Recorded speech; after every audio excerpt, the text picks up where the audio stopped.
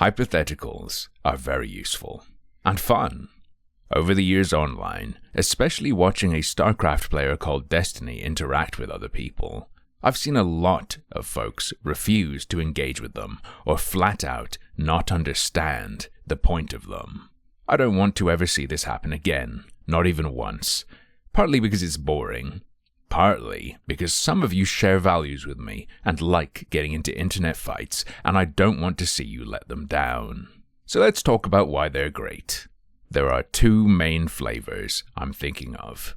The kind used to interrogate values, ethics, and/or consistency, and the kind used to challenge the viability of an action or strategy. There are also hypotheticals used to create a false analogy and stuff like that, but I think people deal with those just fine. Just say it's not really analogous and then tweak it so it is, and argue over that. We don't need to talk about it. The first kind I'm thinking of here is also often referred to as a thought experiment. Take the trolley problem and its variations. A train's going down the tracks towards 5 people tied up. There's a lever you could pull that would divert the train, but it would then still hit a single person tied up on the other tracks. What would you do? Or more importantly, what should you do? You're not actually planning for this possibility. The question is about what you think the right action is. How would it be solved based on your morals?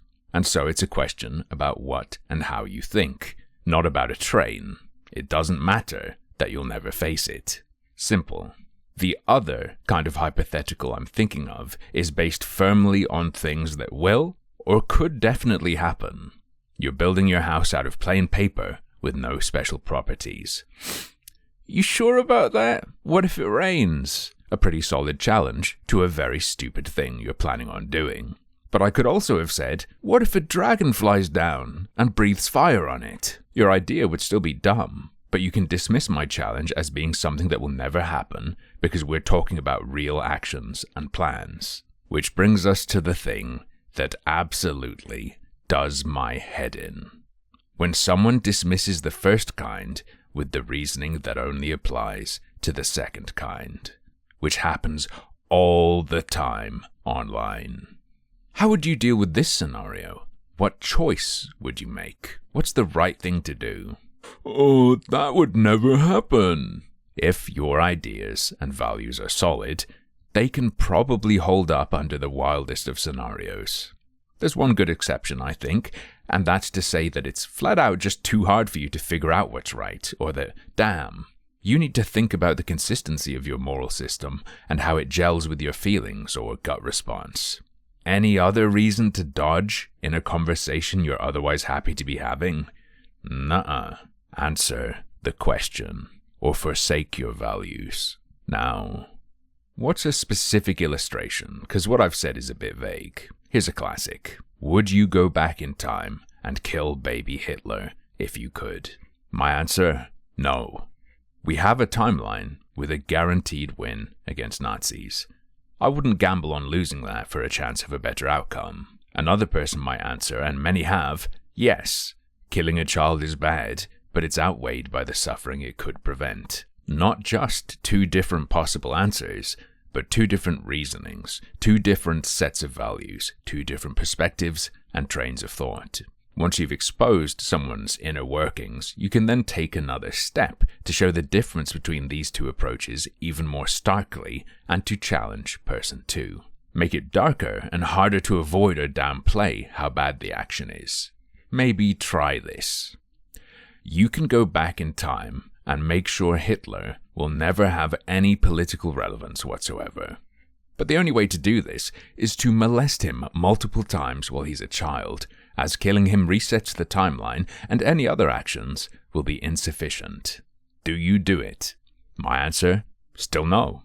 Same reason. Easy. The other person? Well, they're not real. This is a meta-hypothetical, I guess. But I'd say there's a good chance they'll say the question is ridiculous or in bad taste and dodge having to wrestle with what their previously claimed values and reasoning suggest the correct action would be. They might fall back on, well, that would never happen. And that's probably true. But what they're really being asked is if there's any situation where it's morally good to molest a child, and their answer isn't no. Pretty, important information regarding what's in their head, no? If they say they would, then damn. At least they're consistent. If they say they wouldn't, they can then be pushed on why not, based on their reasoning for their previous answer. And then you're really getting to the meat of what's great about hypotheticals. Interrogating values. Tug and tug until you hit a snag and you find out a lot about a person. The biggest point here is this. Don't try to dodge a hypothetical because you can't. If you are presented with even the nastiest, most impossible scenario, and you can't say no, you wouldn't do the obviously horrendous thing, that's more or less as damning of your values as saying you would.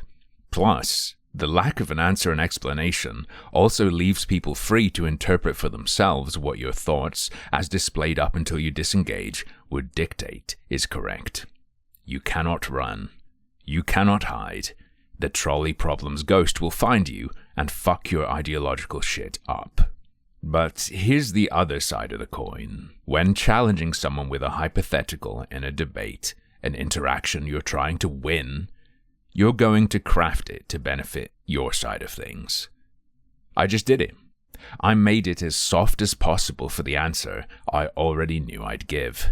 I left the outcome uncertain, for example. I didn't include the condition that doing whatever to baby Hitler would be guaranteed to have a good outcome.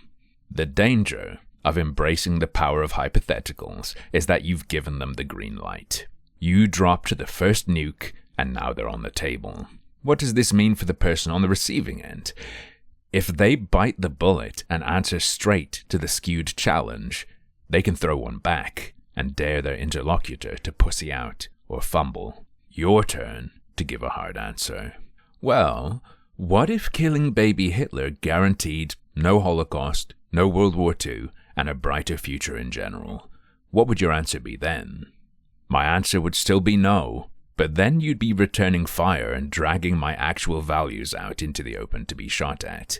To be clear, not that I'm pro-Hitler, but that I'm not a utilitarian and don't think murder can be justified by its outcome. Bullet bitten. If a hypothetical is ever thrown at you in an argument, you should never cower. If you stand by your beliefs, you can always answer it. Bite the bullet of whatever implication your answer creates, and then hand your opponent a bullet 10 times bigger to bite. Raise the stakes. That is the counter. Hypotheticals in an online debate are a game of ethical chicken, and jumping out of the way of the trolley means you lose. Oh, by the way, you can also go the opposite direction. If a real-world issue is very emotionally charged and you think that's clouding people's takes, you can create an analogous hypothetical that deals with the same issue in a less stirring way to try and see what their values really are. But that's no fun and reduces conflict. Plus, they're gonna know exactly what you're doing and dodge it, so don't bother. But, as usual, that's just another one of my harmful opinions.